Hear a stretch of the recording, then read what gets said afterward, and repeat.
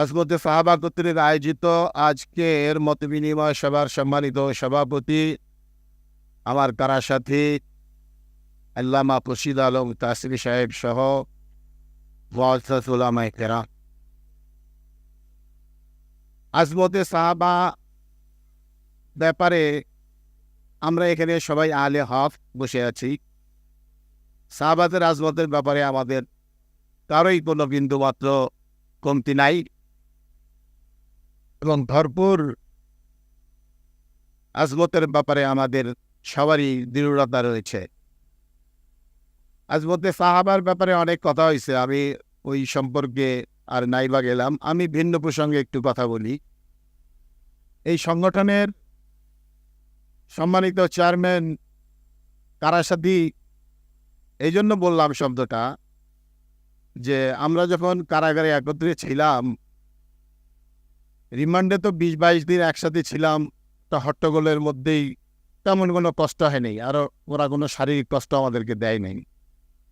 একরকম আনন্দেই আমাদের দিনগুলো গেছে। কিন্তু যখন কোর্টের মাধ্যমে আমরা আবার কারাগারে গেলাম, আমি আমার ব্যক্তিগত আমার নিজের কথা বলতেছি, কারাগারে যাওয়ার পর যখন আমাদেরকে পৃথক করে দিল, এক একজনকে এক এক সেলে ঢুকাই দিল, তখন আমার নিজের অবস্থা হয়েছিল যে আমার জন্য দম বন্ধ হয়ে আসত। অথচ সেখানে জানালাও ছিল, দরজায় কোনো ফটক ছিল না, গ্রিল ছিল, কিন্তু কেন জানি আমার শ্বাস বন্ধ হয়ে আসতেছে। মনে হচ্ছিল যে যদি 5 মিনিটের জন্য দরজাটা খুলে দিত। দরজা তো খোলাই, গ্রিল দেয়া, তালা দেওয়া আর কি। যখন কাট করে তালাটা লাগাই দিল, তখনই আমার হার্টের মধ্যে যেন একটা হিট। তখন আমি চাচ্ছিলাম যে কিছু সময় যদি বাইরে, অন্যান্য কারাবন্দীদেরকে তো একটা সময় সকালবেলা খুলে দেয় এবং সন্ধ্যার সময় আবার লকাবে নেয়, কিন্তু আমাদের জন্য সিদ্ধান্ত হলো যে না, এদেরকে বের করা হবে। এবার 24 ঘন্টা ফটকে বন্দি না। তারপরে আল্লাহর কি কুদরত, সিদ্ধান্ত হলো যে 20-22 মিনিট এদেরকে ছেড়ে দেওয়া হবে। 20-22 মিনিট তারা একটু হাঁটাচলা করবে, তারপরে আবার তাদেরকে বন্দি করা হবে। তা আমি যেন জীবন ফিরে পাইলাম। যখন ছেড়ে দিল, আমি মোতাবের সাথে পরামর্শ করলাম যে আমার তো হার্টের অবস্থা এরকম, তো আমি কি করতে পারি। তখন মোতারাম কিছু আমল দিলেন যে আপনি এই আমলগুলো করেন, এই যোগাগুলো করেন, ইনশাল্লাহ আপনি মনের ভিতরে সুকুন আসবে, শান্ত হবে। এই জন্য বলি যে আমার উপরে ওনার বড় স্থান আছে। তিনি যখন আমাকে ফোন দিয়েছেন, আমি বলছি ঠিক আছে, তিনি আপনার সারা দিলাম। তো ওনার ওই ওজিফা আমি আমল করার পরে ধীরে ধীরে আমি শান্ত হলাম, আমার এই অস্থিরতা কাটলো এবং আমি পরবর্তীতে ভালোই থাকলাম, কোনো সমস্যার হবে না। তো হযরতের ফোনে আমি আসছি এবং এই সংগঠন সম্পর্কে আমার পূর্বে মোটেও কোনো ধারণা ছিল না। কৌতূহলবশতই আসছি যে দেখি এটা কর্ণধার কারা, কি এটার ম্যানিফেস্টো, কি লক্ষ্য উদ্দেশ্য। ইতিমধ্যেই আমরা আলী হাসান ওসামা, উনিও আমার কারা সাথী। তো ম্যানিফেস্টোর মাধ্যমে আমরা ইতিমধ্যেই জানতে পারছি এর লক্ষ্য উদ্দেশ্য। আর আজমতে সাহাবার ব্যাপারে আমাদের তো কোনো কমতি নাই। এখন এই সংগঠনটা আমরা কীভাবে এগিয়ে নেব এবং দেশের প্রত্যন্ত অঞ্চল, প্রতিটি থানা মহল্লায় কীভাবে এটা দ্রুত গতিতে পৌঁছাই দিতে পারবো, কেননা সাহাবা বিদ্বেষী অলরেডি শুরু হয়ে গেছে, ক্ষতি অলরেডি শুরু হয়ে গেছে। মানুষের মনে সন্দেহের উদ্রেক ওই ইসলাম দুশ্মনরা অলরেডি শুরু করে দিছে। কাজেই এটা যেন খুব দ্রুত ছড়িয়ে যায় এবং এর প্রতি মেহনত শুরু হয়ে যায়, এই জন্য আমাদের এখন থেকেই মেহনত করতে হবে। আর আমি মনে করি এটা এমন একটি সংগঠন, আমি মনে করি এলহামি সংগঠন, আর এটা একটা উপযুক্ত সময়ে হয়েছে এবং উপযুক্ত জায়গায় হয়েছে এবং কিছু নিঃস্বার্থ আল্লাহওয়ালা এবং দিনের দরদি লোকের হাতে এটার বাগডোর আমি মনে করি আছে। ইনশাআল্লাহ এটা ইখলাসের সাথে এগিয়ে যাবে এবং উত্তর এই কাঙ্ক্ষিত লক্ষ্যে এটা পৌঁছবে, এই আশা আমি ব্যক্ত করে এখানেই শেষ করছি। যে আজমতে সাহাবা এই নতুন সংগঠনের আবির্ভাব কি দরকার ছিল, এটার জবাবে আমি বলবো যে আসলে কেন্দ্রীয়ভাবে রাজধানী ভিত্তিক, ঢাকা ভিত্তিক এমন কোনো সংগঠন নাই, এই জন্য এটার প্রয়োজন অনুভব হয়। এমনি আঞ্চলিকভাবে শানে সাহাবা বিভিন্ন নামে আছে কিছু। আর আরেকটা কথা, মুফতি আমির যখন উনি বেশ কয়েকটা রাজনীতি দল করছিলেন, শেষ তো ইসলাম যুগ থেকে উনি ইন্তেকাল করছেন, তো উনি ওনার সেই প্রোগ্রামগুলিতে আমি এক বক্তৃতায় বলছিলাম যে সংগঠন, নতুন নতুন সংগঠন হওয়ার দোষের কিছু না, এটাকে অনেকে দোষারোপ মনে করে। আসলে আল্লাহ তাআলা যে কোন সংগঠনকে কবুল করেন আর কোনটার দ্বারা কাজ নেন এটা বলা মুশকিল। এই আজমতে সাহাবা এটা যদি আল্লাহর উপর ভরসা করে ইখলাসের সঙ্গে আগে যান, তাইলে আমরা আশা করতে পারি যে এটা বাংলাদেশ ছাড়াইয়া আন্তর্জাতিকভাবে একটা সংগঠনের স্বীকৃতি লাভ করবে ইনশাআল্লাহ। তো আজমতে সাহাবার প্রয়োজন কেন? এই জন্য যে সাহাবা একরামকে যদি কলুষিত করা যায়, তাদের চরিত্রকে যদি কালিমা লেপন করা যায়, চরিত্রে যদি কালিমা লেপন করা যায়, তাইলে ইসলামের যারা শত্রু আছে তারা এই দিনকে ইখতিলাফের মাধ্যমে মিটায় দেওয়ার চেষ্টা করবে। যেমন এই বাংলাদেশের একটা বড় জমাত, আমি নাম বলতে চাই না, তারা সাহাবা বিদ্বেষ, বিশেষ করে হযরত আমির-এ মাবিয়া সম্পর্কে তাদের খুব খারাপ মন্তব্য যে আমির-এ মাবিয়া উনি রাজতন্ত্র কায়েম করে গেছেন। কিভাবে? ইজিদকে ওনার পরে শাসনভার দায়িত্ব দিয়ে গেছেন এই কারণে। কিন্তু আসলে এজিদ কিন্তু আমির-এ মাবিয়ার সময়ে খুব আল্লাহওয়ালা ছিলেন, তাহাজ্জুদ পড়তেন এবং এত পর্যন্ত ছিলেন যে ওই সময় কারো কোনো কল ছিল না। কিন্তু যখন আমির-এ মাবিয়া ইন্তেকাল করেন, তারপরেই এজিদের অবস্থার পরিবর্তন আসে। তার এই অবস্থার পরিবর্তনের কারণে হযরত হুসাইন রাদিয়াল্লাহু তাআলা আনহুকে শহীদ করেন। তো আজমতে সাহাবা এই জন্য প্রয়োজন যে বাংলাদেশে নানান ফেরকা সাহাবা একরামদের চরিত্র নিয়ে কালিমা লেপন করেন। যেমন শিয়ারা আপনারা জানেন, শিয়ারা যে নামাজ পড়েন, তারা যে ওই 3 রাকাতে যে দোয়ায়ে কুনুতের মধ্যে দোয়া করেন, ওই দোয়াতে হযরত আবু বকর, হযরত ওসমান, হযরত ওমর এবং আয়েশা রাদিয়াল্লাহু তাআলা আনহাকে লানত করে। অথচ হুজুর সাল্লাল্লাহু আলাইহি ওয়াসাল্লাম আবু বকর রাদিয়াল্লাহু তাআলা আনহু সম্পর্কে বলছেন যে সমস্ত উম্মতের আমল এক পাল্লায়, আর আবু বকর রাদিয়াল্লাহু তাআলা আনহুর এক রাতের আমল যদি রাখা হয় এক পাল্লায়, তাহলে আবু বকর রাদিয়াল্লাহু তাআলা আনহুর আমলের পাল্লা ভারী হয়ে যাবে। ওই আবু বকর রাদিয়াল্লাহু তাআলা আনহু চরিত্র নিয়ে তারা তাদের আবু বকর রাদিয়াল্লাহু তাআলা আনহুর উপর তারা লানত বর্ষণ করে। নাউযুবিল্লাহি মিন যালিক। এরপর শিয়াদের অবস্থা এই, যখন নাকি প্রথম খোমেনি ক্ষমতায় আসে, তখন তারা বিভিন্ন দেশের এজেন্ট নিয়োগ করে তাদের পক্ষে বই লেখাইছিল। এমন একটা বই লিখছিলেন, মুস্তানফের নাম আমার এখন মনে নাই, শিয়া সুন্নি সম্প্রীতি নামে। যেই লোক লেখছিলেন ওই লোক আবার লালবাগের সাথে সম্পর্কিত ছিল, কিছু লেখাপড়া করছিলেন। ডাকিবি হুজুর, আব্দুল মজিদ ডাকিবি হুজুরের আপনার নাম শুনছেন যারা যারা বয়স্ক, খুব জাইয়াত আলেম। ওনার কাছে যখন নাকি এই বইটা নিয়ে পেশ করলেন, হুজুর তাকে খালি একটা প্রশ্ন করছিলেন যে সম্প্রীতি অর্থ আপনি বোঝেন? সম্প্রীতি কাকে বলে? শিয়া সুন্নির সম্প্রীতি কোনোদিন হইতে পারে না। তো বাংলাদেশে তারা কিন্তু কাজ করে যাইতেছে বিভিন্নভাবে লেখনির মাধ্যমে এবং তাদের দূতাবাসের মাধ্যমে কিভাবে শিয়াইয়াত তারা ছড়াবে এই কাজ তারা করে যাইতেছে। হুজুর সাল্লাল্লাহু আলাইহি ওয়াসাল্লাম সাহাবীদের সম্পর্কে বলছেন, আসহাবি কান নুজুম বিআইহিম ইক্তাদাইতু ইহতাদাইতু। আমার সাহাবীরা হইল আকাশের নক্ষত্রের মতো, যে কোনো সাহাবীকে তোমরা তারকে অনুসরণ করো, হেদায়েত প্রাপ্ত হয়ে যাবা।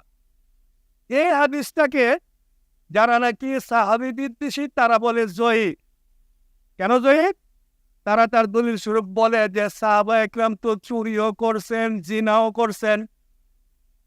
না, এটা ঠিক, চুরি করছে জিনা এটা ঘটনা ঘটছে। একমাত্র আহলে সুন্নাত ওয়াল জামাতের আকীদা হইল নবীরা মাসুম, তারা গুনাহ করতে পারে না। তবে সাহাবা একরামের দ্বারা গুনাহ হইতে পারে, কিন্তু তাদের গুনার পরবর্তী অবস্থাটা কি সেটা হলো লক্ষণীয়। হযরত মায ইবনে মালিক আল আসলামী রাদিয়াল্লাহু তাআলা আনহু, ওনার দ্বারা জিনা, সংক্ষিপ্ত ঘটনা আমি একটু সংক্ষেপে বলতেছি। ওনার দ্বারা যখন জিনা হয়ে যায় তখন হুজুর সাল্লাল্লাহু আলাইহি ওয়াসাল্লামকে গিয়া বললেন যে হুজুর আমার দ্বারা এই কাজ হয়ে গেছে, আমাকে সঙ্গে সার করে। হুজুর তাকে করে দেখলেন উনি বিবাহিত ছিল, ইচ্ছা করে জিনা করছে, এই জন্য ওনাকে সঙ্গে সার করা হইল। তো ওই সময় মানুষের মধ্যে দুইটা ভাগ হয়ে গেছিল। এক ভাগ যে মায়ের আসলামী গুনাহ নিয়ে থেকে মারা গেছেন, আর আরেক ভাগ উনি সুন্দর তওবা করে মারা গেছেন। এই আলোচনা যখন চলতেছিল হুজুর 3 দিন পর সবাইকে ডাকলেন, ডাইকে বললেন যে এই মায আসলামী যে তওবা করছে, এই তওবা যদি তোমাদের মাঝে বন্টন করে দেওয়া হয় তাইলে প্রত্যেকের গুনাহ মাফির জন্য যথেষ্ট হয়ে যাবে।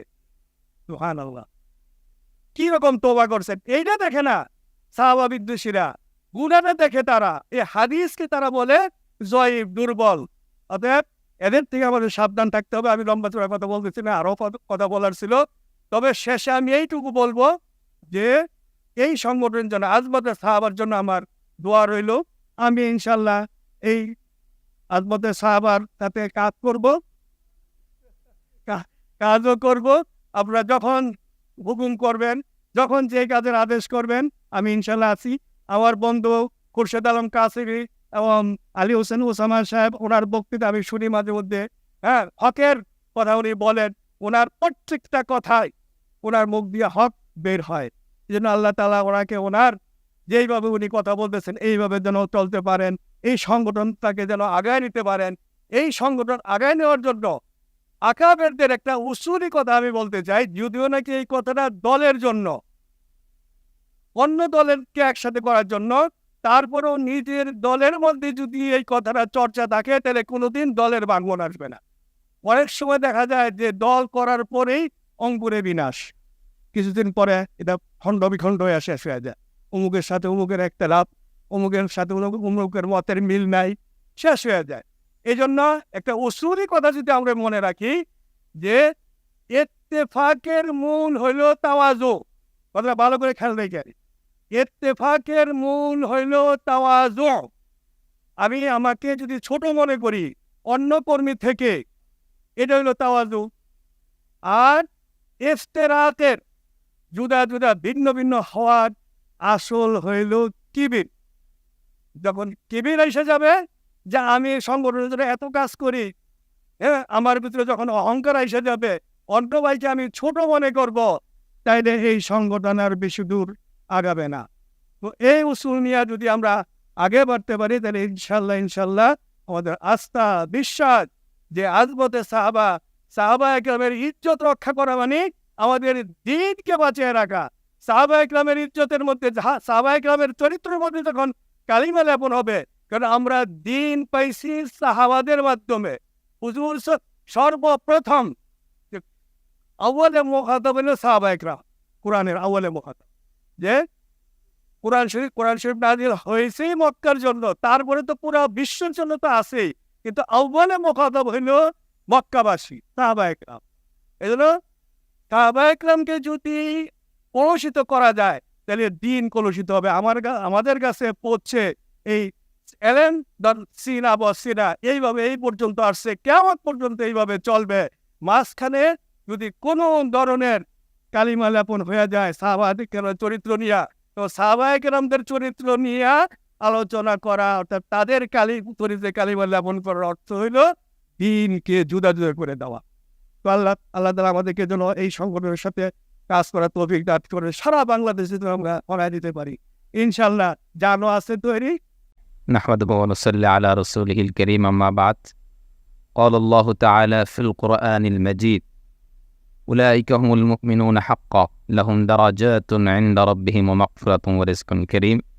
وقال تعالى: لقد رضي الله عن المؤمنين. وقال تعالى: وإذا قيل لهم آمنوا كما آمن الناس. আজমতে সাহাবা বাংলাদেশ কর্তৃক আয়োজিত আজকের ওলামা মাশায়েখ সম্মেলনের সম্মানিত সভাপতি, মহাসচিব সহ মঞ্চে উপবিষ্ট দেশ বরেণ্য ওলামায়ে কেরাম, ছোট একটি কথা না বললেই নয় যে বাংলাদেশের যত ধরনের ফিতনা আছে, এর ফিতনার আসল রূপ এটা জেলখানার ভিতরে গেলে দেখা যায়। মানে আপনি মূল রূপটা বাহিরে পাওয়া যাবে না, জেলখানার ভিতরে গেলে সবাই উন্মুক্ত তার মনের যত চিন্তা ফিতনা যত ধরনের খটকা আছে এগুলো প্রকাশ করে। জেলখানায় সবচেয়ে বড় একটা কমন ফিতনা ছিল আহলে কোরআনদের। আমাদের মৌলানা আলী হাসান ওসামা সাহেব যে বিল্ডিংয়ে ছিলেন, আমরা ওই বিল্ডিংয়েই ছিলাম। ওখানে মজবুত আহলে কোরআনদের একটা ফিতনা ছিল। তারা রাসূলও মানেন না, অন্য কোনো কিছু কোরআনের নির্দিষ্ট একেবারে সাবলীল তরজমা, এটা তাফসিরও তারা মানেন না। ওইটা ছাড়া তাদের কোনো কিছুই মানে তারা মানবেন না। তাদেরকে যে মুসলমান বা তারা নিজেদেরকে মুসলমান দাবি করে, কিন্তু মুসলমান বলা আমার মনে হয় যেন অন্যান্য কাফেরদের চেয়েও বেশি কষ্টকর হবে, এত মানে গোমরাহি তাদের ভিতরে রয়েছে। সুতরাং ইসলামকে ধ্বংস করার জন্য বিভিন্ন নামে বিভিন্ন পন্থায় ইসলাম বিরোধীরা ষড়যন্ত্র করে যাচ্ছে। কখনো আহলে কোরআন নামে, কখনো আল্লাহর রসুলের শানে আঘাত করে, কখনো সাহাবায়ে কেরামের শানে আঘাত করে, কখনো সাহাবায়ে কেরামদেরকে অস্বীকার করে, কখনো কাদিয়ানি রূপ নিয়ে বিভিন্ন ধরনের ফিতনা আসবে।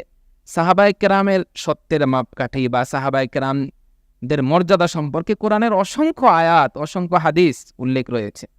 এখানে যেখানে আল্লাহ পাক নিজে তার কোরআনে সাক্ষী দিয়েছেন সাহাবায়ে কেরামদের মতন ঈমান আনো, সাহাবায়ে কেরামদের উপরে সন্তুষ্টের ব্যাপারে, সেখানে কোনো ধরনের দ্বিমত বা কোনো ধরনের সন্দেহ থাকাটা আমি মনে করি তার ঈমানের ভিতরে ত্রুটি আছে। সুতরাং আমাদের আসলাফ তাদের আজমত তাদের শান মান রক্ষা করা এটা আমাদের জন্য ঈমানি দায়িত্ব। শুধু ঈমানি দায়িত্ব না, পাশাপাশি যারা এই সাহাবায়ে কেরামের শান মান নিয়ে ষড়যন্ত্র করবে তাদের বিরুদ্ধে আমাদের সবসময় ঐক্যবদ্ধভাবে তাদেরকে মোকাবেলা করা, এটাও আমাদের ঈমানি দায়িত্ব। তা সুতরাং আমাদের আজকে এখানের উপস্থিতি এটা শুধু আমাদের আলী হাসান ওসামা সাহেবের চেহারা দেখে না, আমাদের খোরশেদ আলম কাসেমি সাহেবের চেহারা বা তাদের ব্যক্তিত্বের উপরে নির্ভর করে না, আমাদের ঈমানের তাকাজায় আমরা এখানে উপস্থিত হয়েছি। ইনশাআল্লাহ ঈমানি তাকাজায় আমরা শেষ পর্যন্ত সাহাবায়ে কেরামের শান মান ইজ্জতে রক্ষার জন্য আমরা মাঠে থাকবো, প্রস্তুত আছি ইনশাআল্লাহ। ওয়া আখিরু দাওয়ানা আলহামদুলিল্লাহি রাব্বিল আলামিন। আসসালামু আলাইকুম ওয়া রাহমাতুল্লাহি ওয়া বারাকাতুহু। নাহমাদুহু ওয়া নুসাল্লি আলা রাসূলিহিল কারীম, আম্মা বা'দ। قال الله تعالى: أعوذ بالله من الشيطان الرجيم، رضي الله عنهم ورضوا عنه، وقال رسول الله صلى الله عليه وسلم: ما أنا عليه وأصحابي। আজমতে সাহাবা বাংলাদেশ কর্তৃক আয়োজিত উলামা মাশায়েখ মতবিনিময় সভার আজকের সম্মানিত সভাপতি, আমাদের প্রেরণার উৎস আল্লামা খুরশিদ আলম কাসেমি হাফিজাহুল্লাহ, বাংলাদেশের শীর্ষ উলামায়ে কেরাম এবং সাহাবা প্রেমী ভাইয়েরা, আল্লাহ পাকের শুকরিয়া আদায় করছি যে আল্লাহ তাআলা অত্যন্ত গুরুত্বপূর্ণ একটি মতবিনিময় সভায় আমাদেরকে সমবেত হওয়ার তৌফিক দান করেছেন। আমি আপনাদের সামনে 2-3টি কথা বলেই আমি আলোচনা শেষ করব। যে আজমতে সাহাবা কেন দরকার, এই প্রশ্নটা এখন এই জন্য এসছে যে দেশ তো অত্যন্ত ভয়াবহ সংকটে নিবেদিত, এখন আবার আজমতে সাহাবা দরকার কেন? দরকারটা এই জন্য যে ব্যাপকের প্রশ্ন যখন আসলো যে সাহাবা বিদ্বেষীদের মনোভাবটা কিভাবে উস্কে গিয়েছিল, আপনারা সবাই খেয়াল করছেন। তো ওখানে তাদের লাগামকে টেনে ধরার জন্য আল্লাহ নবী সাহাবাদের আজমতকে সমুন্নত রাখার জন্যই এই আজমতে সাহাবা দরকার। আমি একটি কথা বলি এই ব্যাপারে, যে ইসলামের মধ্যে বিভেদ তো তখন শুরু হয়েছে, ইসলাম ধ্বংসের ষড়যন্ত্র তো ওখান থেকে শুরু হয়েছে যখন সাহাবাই কেরামের শানের উপর আঘাত শুরু হয়েছে। আমরা আকাবের দেওবন্দ, আকাবেরদের দেওবন্দের উলামায়ে কেরাম, আমরা যারা দেওবন্দি বলি, দেওবন্দি চিন্তা করলে দেখবেন যে দেওবন্দের মাসা একজন সাহাবাই কেরামের আজমত নিয়ে কথা বলতে বলতে তারা শহীদ হয়ে গেছেন। তার সর্বশেষ দৃষ্টান্ত হলো আল্লামা জিয়াউর রহমান ফারুকী রহমতুল্লাহ আলাইহি। এই সংকট কি আপনি মনে করেন বাংলাদেশে নাই? আমি 3টা গোষ্ঠীর কথা বলি, যে সাহাবা বিদ্বেষীদের মধ্যে সবচেয়ে ভয়ানক গোষ্ঠীর নাম হলো শিয়া, সবচেয়ে ভয়ানক গোষ্ঠীর নাম হলো শিয়া। আর সালাফি তথা আহলে হাদিস, বেদাতি এবং জামাতি এরাও শিয়াদের দ্বারা প্রমাণিত। যদি এই কথা প্রমাণ করতে না পারি তো আপনারা আমার জিভ কেটে দিবেন। মোকাবেলাটা কোথায় হবে? দেখেন তাদের বক্তারা কিভাবে। গত পরশুদিন দেখলাম যে এক দলের এক কারা নির্যাতিত নেতা বলতেছে, আমরাই তো বেশি সাহাবাই কেরামের আলোচনা করি। কি আলোচনা করছেন? আপনারা আলোচনা করেন না, সমালোচনা নিয়ে আসছেন। নতুবা মা আনা আলাইহি ওয়া আসহাবি, যে জান্নাতে যাওয়ার সিঁড়ি তো সাহাবাই কেরাম হয়ে, নবী হয়ে আমরা জান্নাতে যাব। এই জায়গায় কথা বললে আপনাদের দিলে লাগে কেন? মুহতারাম হাজিরিন, এটাকে আমাদের আমল বানাতে হবে এবং এই দাওয়াত বাংলাদেশের প্রত্যেকটা ঘরে ঘরে পৌঁছাতে হবে, নতুবা বাংলাদেশে ইসলাম টিকবে না, দিন টিকবে না। আল্লামা খুরশিদ আলম কাসিমি হাফিজাহুল্লাহর হাতে মুসা আলাইহিস সালামের লাঠি আছে। আর মুফতি আলী হাসান উসামা, মুফতি আমিন রহমতুল্লাহ পল্টন ময়দানে বলছিলেন যখন বিল ক্লিন্টন ছিল আমেরিকার প্রেসিডেন্ট, যে উসামার নাম শুনলে ক্লিন্টন 2 গ্লাস পানি খায়, আর এখন আমার ভাই উসামার নাম শুনলে বেদাতিরার লঙ্গি খুলে যায়। আল্লাহ তাআলা এই সংগঠনকে বাংলাদেশে ঘরে ঘরে পৌঁছায় দেয়। আমি একটা প্রস্তাবনা করি, আমরা তো যখন বাংলাদেশ শুরু করছি তখন 4 বিভাগের বাংলাদেশ ছিল, এখন বিভাগ মনে 12টা হয়েছে সম্ভবত। আচ্ছা, হ্যাঁ, আরো একটা প্রস্তাবনার মধ্যে আছে কুমিল্লা টুমিল্লা। এই যে বড় বড় বিভাগগুলোকে চিহ্নিত করে এক একটা বিভাগে এক একজন সাংগঠনিক সম্পাদক নিয়োগ করবেন, যাতে কাজটা করতে সহজ হয়। আর এই কাজটা এক ভাই বলছে রাজনীতি অরাজনীতি না, আমরা মদিনার রাজনীতির মাধ্যমে এই আজমতে সাহাবা করবো ইনশাআল্লাহ। আসসালামু আলাইকুম।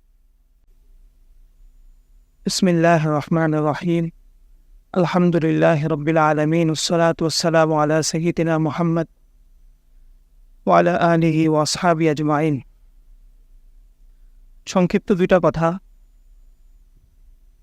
মহাব্বত 2 ধরনের, একটা হচ্ছে মহাব্বতে ফিতরি, আর একটা হচ্ছে মহাব্বতে ইস্তেদলালি। মহাব্বতে ফিতরি মানে স্বভাবগতভাবে যেমন আমরা বাবা মা আসাদেদায়ে কেরাম ইনাদেরকে মহাব্বত করি। ইস্তেদলালি মহাব্বতটা হচ্ছে কি দলিল উপর নির্ভর করে মহাব্বত করা। তো যদি আমরা সাহাবায়ে কেরাম, নবী সাল্লাল্লাহু আলাইহি সাল্লাম, আল্লাহ বা ইসলামের যে সমস্ত ফুরুই উসুলি যে বিষয়গুলো আছে, এই বিষয়গুলোর মধ্যে যদি আমরা ইস্তেদলালি দলিলের মাধ্যমে যদি আমরা আমাদের ইমানকে মজবুত করি, তাহলে এটা আমাদের জন্য আরও মজবুত হবে। তো যেই